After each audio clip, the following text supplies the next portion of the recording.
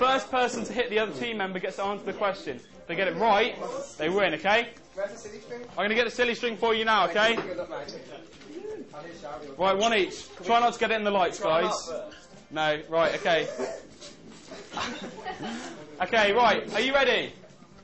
In 3, 2, 1. Oh, Christian got first! Okay, Christian, right, stop. Okay, we've got a question for you, Christian. James Dean led the revolution of 1808. True. False. That's correct, Christian. Yes. Okay, it's the best of 3 here, guys. Okay, Billy the Kid was actually... Whoa. Oh, right, okay, no, sorry about that. Okay, 1, 2, 3. Oh, and Christian got it again! Okay, guys, come here, some round of applause. Come on, right. Wait. Christian, okay, Billy the Kid was actually a girl. False. Correct, okay. Right, if you get this one right, next one, if you get it, you're going to win this round and win the whole game show nearly, alright, okay? 1, 2, 3. Oh, and Mavs got it, Mavs! Okay, Mavs. The practices of cow tipping, where an individual goes to a cow and pushes over a cow so it dies, was first started in the Old West by rival cattle wranglers. It's true. Oh! Stop. Right, okay. Okay, ready? 1. Get your positions. Ready? 1, 2, 3. Oh, and Christian got him again. Stop. Okay, Christian, if you get this right, we're going on to the final quiz. Stop, guys. The American Army had to live in reservations in the Old West. The American Army had to live in reservations in the Old West. True. It's false. Sorry about that. Okay, right. Final question. I haven't got any spray left. Oh, really? Okay, right. Okay. 1, 2, 3. How can you get me up there? Ah!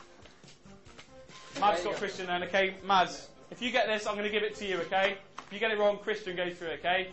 I'm being kind here. Okay. Buffalo bones, which were strewn across the plains to ward off Westerners. I want to get these wrong. True or false?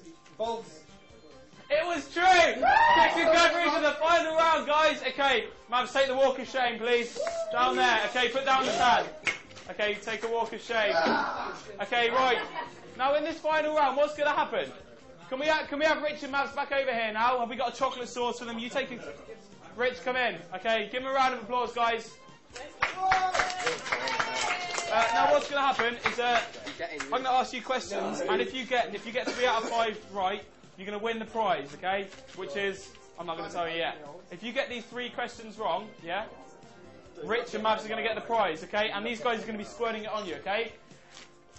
3, 2, 1, go! Okay, right. The inventor of the chocolate was a small Italian woman named Gianna Tarantino, who accidentally spilled True! No, it's false! The Indians had a much bigger army than the Americans because the plains were so vast. True! Correct! Okay. Yes! Around 1541, the present state of Texas was called Tejas, a Spanish version of the Caddo, meaning allies. True! Correct! Okay. Chocolate only melts at 33 Celsius. False. Correct! He's won the prize! Right, have we got his glorious prize? Okay, we haven't got a prize for you. You can have the chocolate sauce. So, ladies and gentlemen, I've been Matt Cotton. This was art. I don't know that!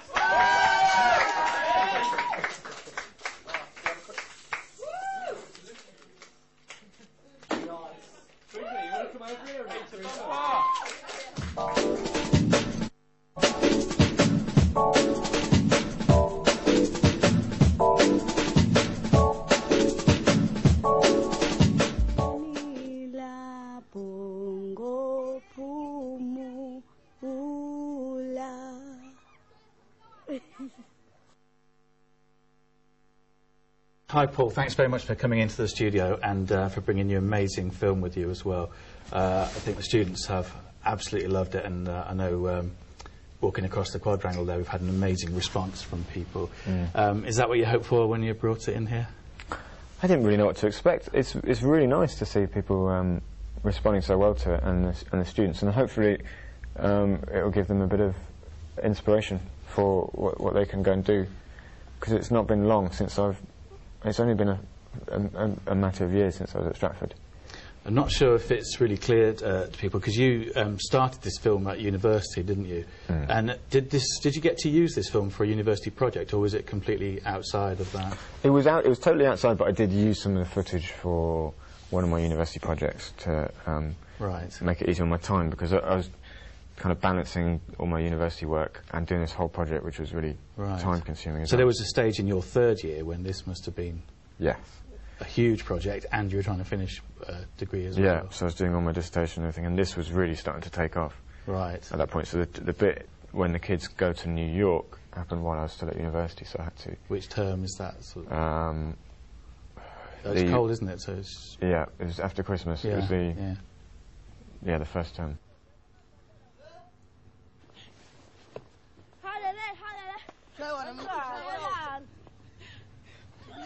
Amanye ama-charity ayisayizwile diyet asisicula kahle manje sila okuzokhulisa imali eAgapa.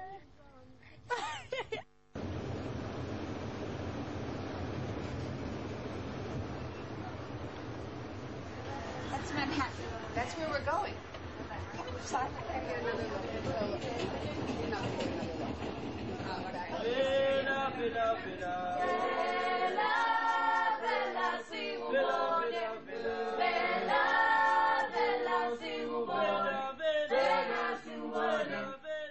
Right. Okay. So and on top of that, I was making another film in Cameroon as well. Right. So it was really difficult balancing. It was a short film for the British Council, and it was it was a nice exchange where a Cameroonian filmmaker came and made a film with me in England, and I went to Cameroon with him and made a film in Cameroon. So do you think? Did you have much opportunity to develop this documentary style? Did you feel you were going into this just learning as you went along and just using your own ideas, really? Yeah, totally. I mean, I didn't have any practice at all beforehand, so we kind of found that the first 10 hours of footage, especially, was pretty useless because we were really getting used to the kit, and the person doing sound hadn't done sound before either, so we were really learning on the job. But in terms of style, I'd done a bit of reading, and I'd seen quite a lot of kind of observational films, a lot of direct cinema, American direct cinema, and some of the British cinema verite, and that kind of influenced me a bit. I think I knew I wanted to do it in that style. Did you study this in Canada? Did you go to a film school? I did. I went to Toronto for 5 months on an exchange, but even then I didn't. And that was about the time when I was doing all this reading. But it was it wasn't part of the course. The course, I was doing a lot of cinematography. It was on film. We were shooting on film, which was a really good experience. I think that helped a bit with the camera, knowing kind of the fundamentals about kind of the aperture and all those sorts of things. But the stylistically, I didn't have really any experience or anything to go on. It seems to me you're having to think, because obviously you've got no technical support. You are the technical support, basically. So you had to understand that camera back to front, and presumably how to fix it or whatever. But also, I think we could see watching the film that you're thinking all the way. There was one scene where the family is singing and their brother's dying, but you've seemed to cut back to the fact that he's singing really quietly along with them, which, that kind of... I felt you had a really kind of unflinching eye.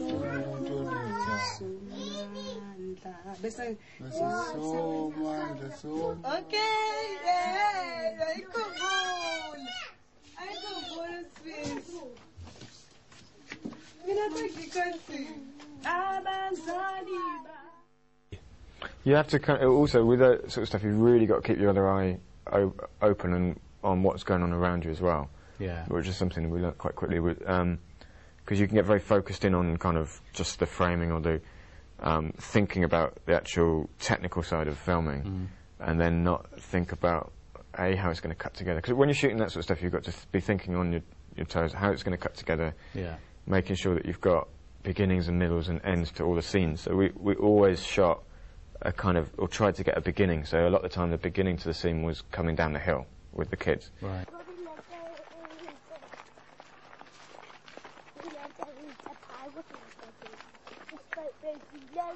Siyathanda ukuvakashela obhuti nosisibethu abadala abasahlala ekhaya.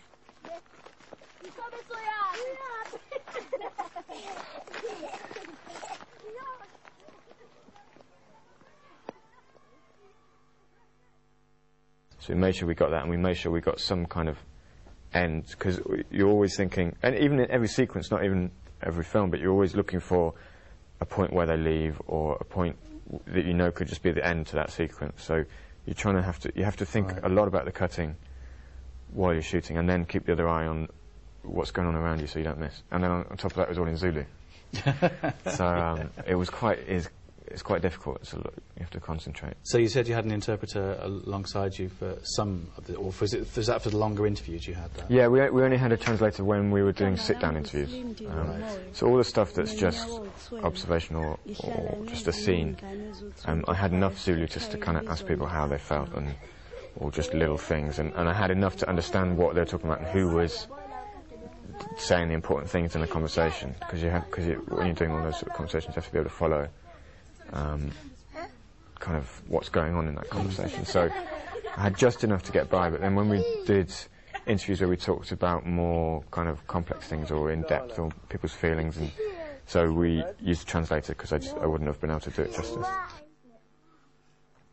No, it's mine. I'm not for woman.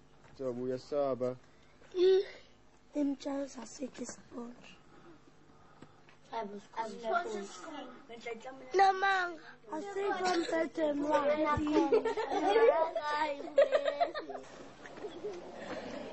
konke engikufisayo empilweni yami ukuthola umsebenzi. Nabo silindile ukwenza mhlawumbe uma kwenzeka bebuye esenta abafike bathole indawo ukuhlala la e-right njengesikhathi umama nobaba besekhona. People talk about the ending of the film, and the ending is amazing in terms of the outcome is very starry and very amazing. Big Hollywood.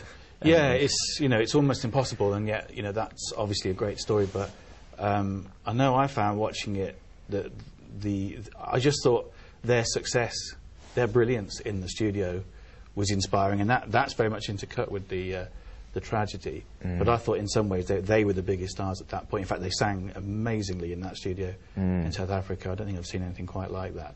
And you're a musician yourself, aren't you? I don't know, did this come from you recognising just how good they were, or had this been recognised beyond you as well? Partly, I think I took an interest in it because of the music. Well, not just because of the music, but that was an additional thing that really got me kind of enthused about the project, and so having a bit of a background kind of was helpful, because I could kind of see how the music was going to work in the film and how useful that's going to be, and because we tried to do a lot of painting kind of emotional things with the music in it, so that there's a bit just after they've dropped Sviss off at the hospice and then Toe is crying, and then we use a song which is kind of really reflective of the mood at that point. So it was useful having a bit of a musical background, but I don't think it would have been a problem if I didn't have any.